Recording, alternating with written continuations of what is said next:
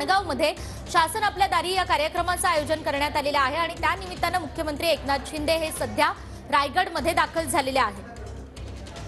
तर आपण पाहतोय मुख्यमंत्री एकनाथ शिंदे, उपमुख्यमंत्री देवेंद्र फडणवीस आणि उपमुख्यमंत्री अजित पवार सुद्धा आज रायगडमध्ये शासन आपल्या दारी या कार्यक्रमानिमित्तानं उपस्थित असणार आहेत।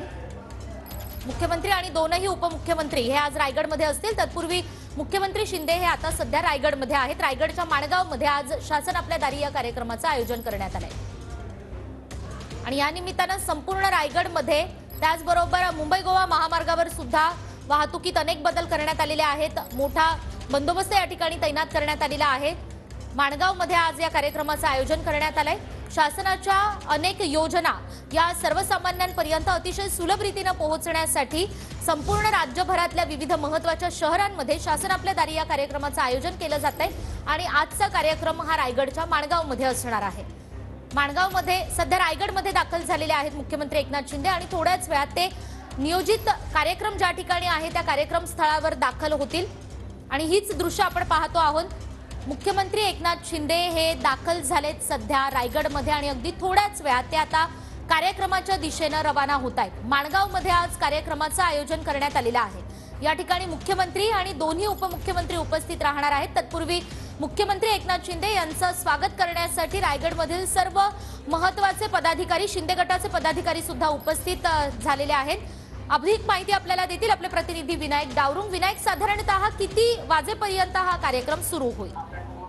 लिखिता, रायगडमधील माणगाव या ठिकाणी शासन आपल्या दारी हा कार्यक्रम जो आहे ते शासनाच्या वतीनं आज घेतलेला आहे। मुख्यमंत्री जे आहेत ते या ठिकाणी दाखल झाले आपल्याला पाहायला मिळतात। लोणेरे या ठिकाणी हा कार्यक्रम होतोय। शासनाच्या विविध योजना ज्या आहेत त्या सर्वसामान्यांपर्यंत पोहोचाव्यात असा ह्या कार्यक्रमाचा उद्देश आहे। गेले अनेक दिवस आपण जर पाहिले तर 20 जिल्ह्यांमध्ये हा कार्यक्रम झालेला आहे आणि आता हा रायगडमध्ये कार्यक्रम जो आहे तो होतोय। मुख्यमंत्री या ठिकाणी पोहोचलेले आहेत। उपमुख्यमंत्री देवेंद्र फडणवीस हे सुद्धा या ठिकाणी दाखल झालेले आहेत। थोड्याच वेळात या कार्यक्रमाला या ठिकाणी सुरुवात होईल। हो विनायक, जाणून घेत राहू सगळं काही सविस्तर। तुर्तास धन्यवाद। हे एक्सक्लुझिव्ह दृश्य आपण पाहतोय।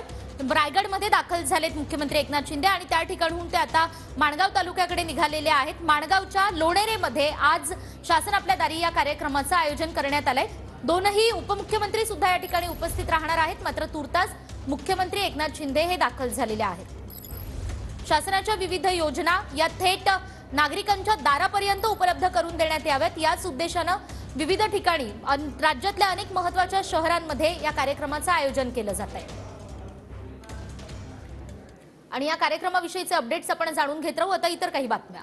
अनिकेत तटकरे यांच्या बाजूलाच भरत गोगावलेंची खुर्ची ठेवण्यात आलेली आहे रायगडमधल्या शासन आपल्या दारी या कार्यक्रमामध्ये। तर तटकरे आणि भरत गोगावले यांची खुर्ची ही आजूबाजूला लागल्यानं अनेकांच्या भुवया उंचावल्या आहेत। कारण तटकरे आणि गोगावलेंमधला वाद हा राज्याच्या राजकारणामध्ये सर्वांना परिचित आहे आणि आजच्या रायगडच्या माणगावमधल्या या कार्यक्रमामध्ये तटकरे आणि गोगावले यांची खुर्ची बाजूबाजूला आहे आणि त्यामुळे महायुतीसाठी गोगावले आणि तटकरे आपापसातला वाद बाजूला ठेवणार का असाही सवाल आता राजकीय वर्तुळात उपस्थित केला जातो।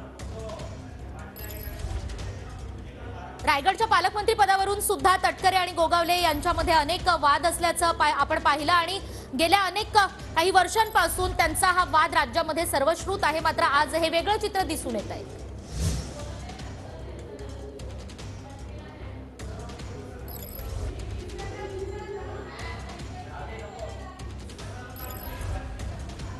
तर तटकरे आणि गोगावले यांची खुर्ची ही आजूबाजूला लागल्यानं अनेकांच्या भुवया उंचावल्या आहेत। तटकरे आणि गोगावले यांच्यामधला वाद आता संपणार का?